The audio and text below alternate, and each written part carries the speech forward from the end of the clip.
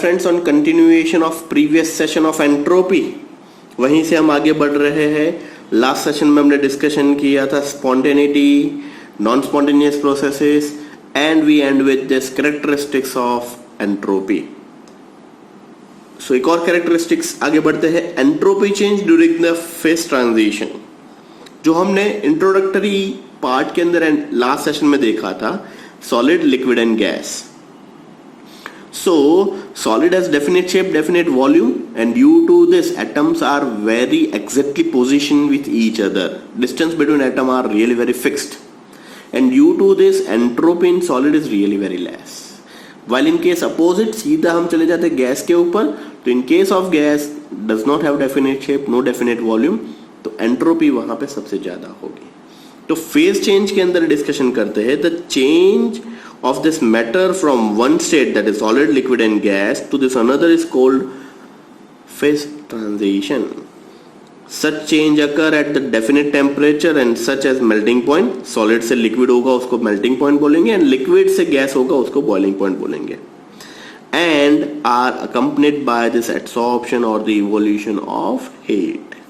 When the solid changes into this liquid and its fusion temperature, there is a adsorption of heat that is called as latent heat, that is delta HF, be the molar heat of fusion, and the entropy will be changed by delta S of F. F stands for fusion, is nothing but delta H fusion divided by TF.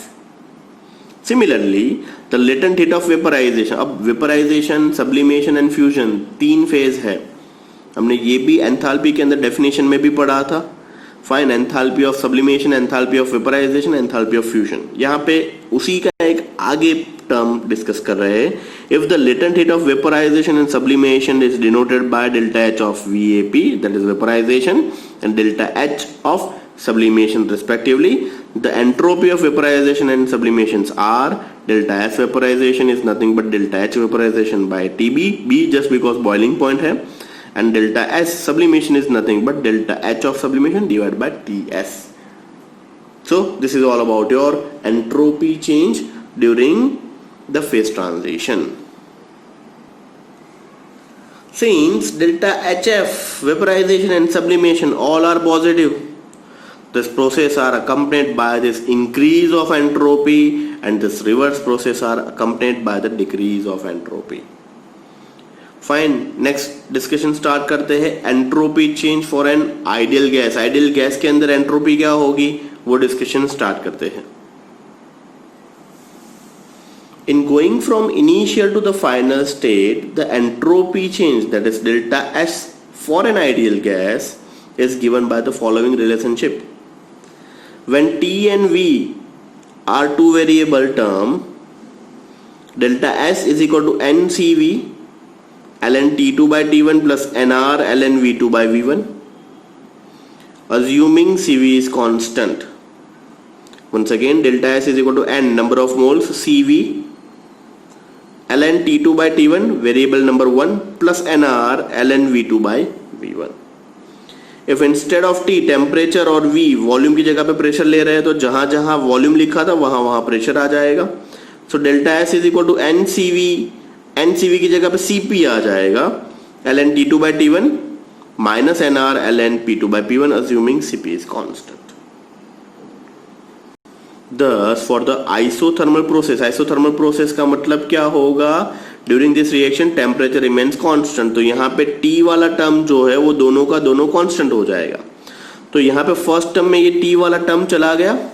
If T वाला term is remove from the system, what is left in this side, V2 by V1। देखिए delta S is equal to NR ln V2 by V1। अब second equation के अंदर से ये T वाला term चला गया, तो what is left, only pressure वाला term is equal to minus NR ln P2 by P1।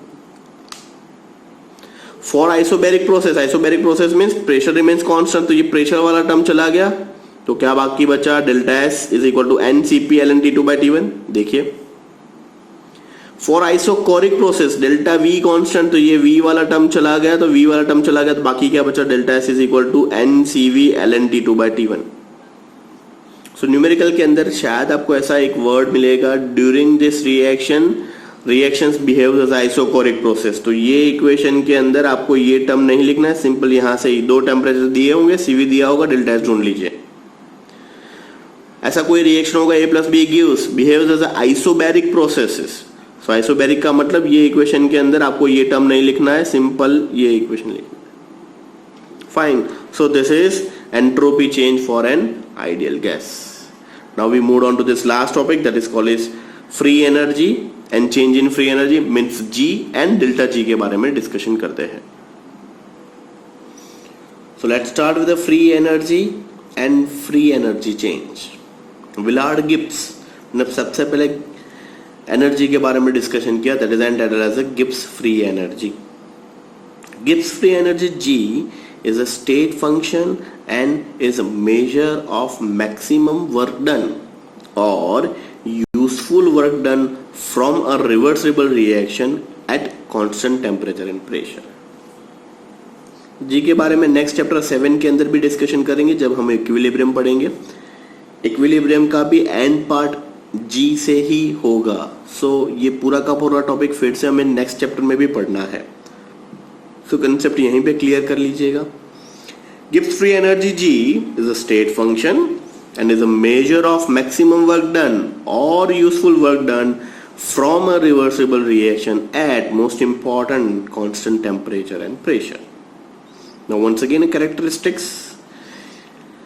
The free energy of a system is the enthalpy of the system minus product of absolute temperature and entropy.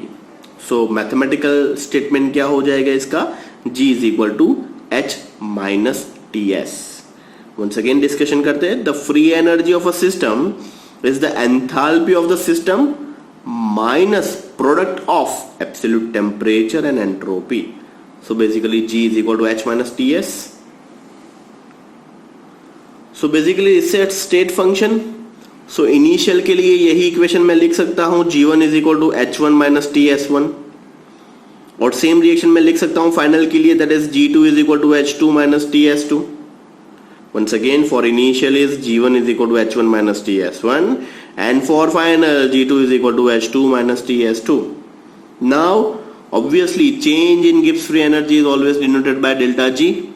So delta G is nothing but G2 minus G1 is equal to H2 minus H1 minus T S2 minus S1. So delta G is equal to delta H minus T delta S. So ये हो गया आपका change in Gibbs free energy का equation। delta G is equal to change in enthalpy minus at constant temperature, that's why it's a T, and change in entropy that is called as delta S. So delta G is equal to delta H minus T delta S. Like other state function, E, H and S is also expressed as delta G and also ये देखिए मैंने derivation अभी discuss किया, यहाँ पे directly लिख लिया delta G to delta H minus T delta S. But delta S is entropy change for a system only and this is called Gibbs-Helmholtz equation. This equation is also known as Gibbs-Helmholtz equation. At equilibrium, delta G is equal to 0. Why? Just because rate of forward reaction is equal to rate of backward reaction, so delta G 0 हो जाएगा. For a spontaneous process, decrease in free energy is noticed and that's why delta G is negative. And most important, at absolute 0, T delta S becomes 0, therefore delta G is negative. Hence delta H should be negative and only exothermic reaction is proceed spontaneously at the absolute 0. While delta G is equal to T delta S universe where delta H is equal to 0. So delta G का conclusion क्या होगा sir? delta G का conclusion होगा if delta G less than 0 then spontaneous reactions takes place. If delta G greater than 0 non-spontaneous reactions takes place. And if delta G is equal to 0 system is in equilibrium. So if delta G 0 तो it is equilibrium, delta G negative तो spontaneous processes, and if delta G greater than 0 means positive means non-spontaneous processes are there. So at absolute 0 means T delta S becomes 0, absolute 0 पे ये 0 हो जाएगा तो what is left in this side? ये equation के अंदर T delta S चला गया तो delta G is equal to delta H हो जाएगा where delta H is equal to 0. The standard gives free energy that is delta G zero is equal to -2.303 RT log K। ये पूरा का पूरा equation chapter 7 के अंदर हमें use करना है। फिर से K is nothing but equilibrium constant.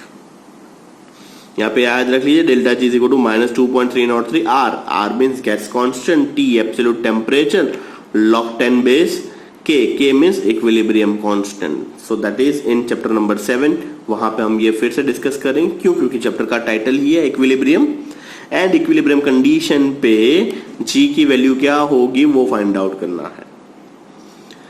Thus, if K is greater than 1, delta G is negative.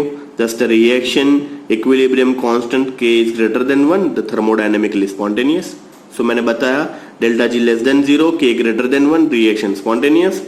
Delta G positive, K less than 1, that reaction becomes non-spontaneous or reversible. So, delta G के terms में क्या याद रखोगे? If delta G less than 0, K greater than 1, then system is spontaneous. If delta G greater than 1, K less than 1, system in non-spontaneous or reversible. Criteria for spontaneity of reaction, delta G negative, therefore it's used as this equation. This is all about your spontaneity. Fine. So इसके base के भी numerical available होंगे। Delta G दिया होगा, H दिया होगा and delta S find out करना है। Either temperature S and H दिया होगा तो G find out करना है। Means out of this three value, two values are given, fourth you have to find out. So this is your conclusion. Criteria for spontaneity. अगर ये table अच्छे से याद कर लोगे, प्रिपेयर कर लोगे तो सब चीज यहाँ पे आ गए। डेल्टा G आ गया, डेल्टा S आ गया, डेल्टा H भी आ गया। So if H negative, S positive, always negative. Because equation क्या है? Delta G is equal to delta H minus T delta S. The reaction is spontaneous at all the temperatures. और एक example याद रख लीजिए। If delta H positive है, if delta H is positive, S negative, it's always a positive. The reaction is non-spontaneous at all the reaction. If both are negative, negative at low temperature, but the positive at higher temperature. So reaction is spontaneous at low temperature means अगर temperature low हुआ तो ही ये term negative हो जाएगा, otherwise बहुत ज्यादा temperature होगा तो ये बहुत बड़ा हो जाएगा, तो ये plus, this is very less, तो ये ओवरऑल बिकम्स माइनस हो जाएगा। If both are positive, delta H and delta S both are positive, positive at low temperature and negative at high temperature, obviously अब ये भी पॉजिटिव है, ये भी पॉजिटिव, बट टेम्परेचर बहुत ज्यादा हो गया तो ये पॉजिटिव प्लस ज्यादा टेम्परेचर, ये दोनों का मल्टीप्लिकेशन बहुत ज्यादा नेगेटिव वैल्यू दे देगा। इफ लो टेम्परेचर पे ये क्या हो जाएगा, ये वैल्यू छोटी होगी, ये पॉजिटिव है, ये माइनस, ओवरऑल पॉजिटिव हो जाएगा। तो reaction non spontaneous at low temperature become spontaneous at higher temperature. So this is all about your conclusion. ये वैल्यू के अंदर ये सारी चीज चेंज करते जाइए।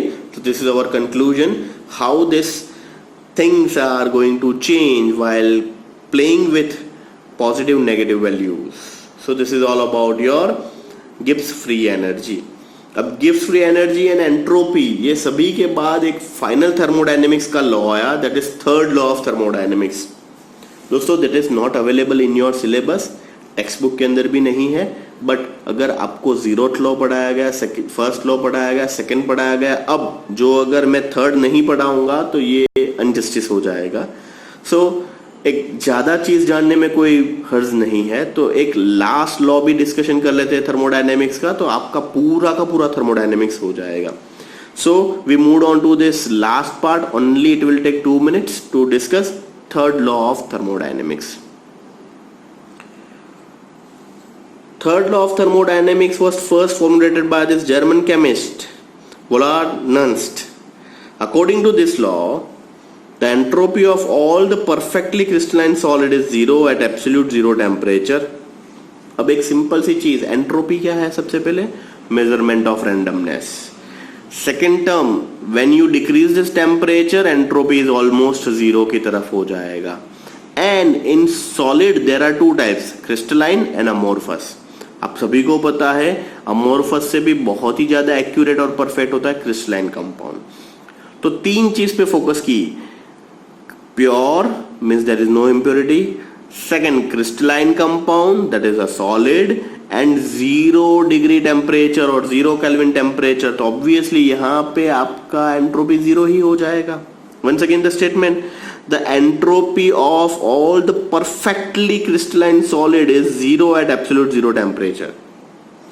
Since entropy is a measurement of disorderness, it can be interpreted at absolute 0, but the perfectly crystalline solid has the perfect order of its constituent particle, and due to this, third law of thermodynamics states that at 0 Kelvin temperature, pure crystalline compound having entropy value is 0. At 0 Kelvin temperature, pure crystalline compound having entropy value is 0. The most important application of third law of thermodynamics, it helps the calculation of absolute entropy at any temperature. This is the equation, S is equal to 2.303 Cp log T. This is just for your knowledge. This is not available in our textbook also, so ये थोड़ा सा पढ़ लीजिएगा. So this is all about your chapter number 6 thermodynamics. We end this chapter as a theoretical part. अभी ये जो last portion हमने पढ़ा delta G, delta H and S का, इसी के बेस के कुछ न्यूमेरिकल अवेलेबल है, वो नेक्स्ट सेशन में हम डिस्कशन करेंगे एंड चैप्टर 6 को एंड करेंगे. Thank you so much.